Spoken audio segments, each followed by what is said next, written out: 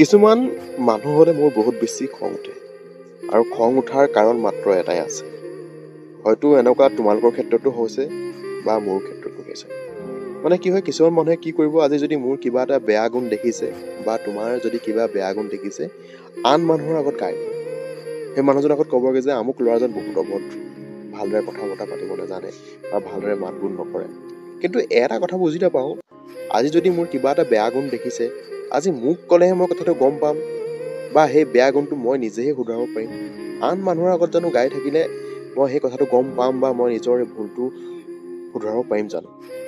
গতিকে যদি কিছুমান মানুহে কিবা এটা মোৰ ভুল দেখিছে, চিধা মোক ক'ব লাগে যে এইটো এনেকুৱা হৈছে, তুমি বস্তুটো ভাল কৰি ল'বা।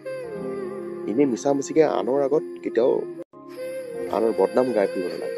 যদি কিবা কথা ক'বই থাকে, সদায় চিধা মুখৰ আগত ক'ব লাগে। আৰু তেনেকুৱা মানুহক মই সন্মানো কৰোঁ, যি মুখৰ আগত চিধা কথা কৈ দিয়ে যে মোৰ কিবা ভুল দেখিছে, সেইটো যদি মোক মুখৰ আগত কৈ দিয়ে, মই তেনেকুৱা মানুহক বহুত বেছি সন্মান কৰোঁ আৰু একচুৱেলি সন্মানৰ যোগ্য, যি আনৰ আগত মোৰ বদনাম গাই থাকে। কথাখিনি হয়নো এবাৰ কমেণ্ট কৰি জনাবচোন।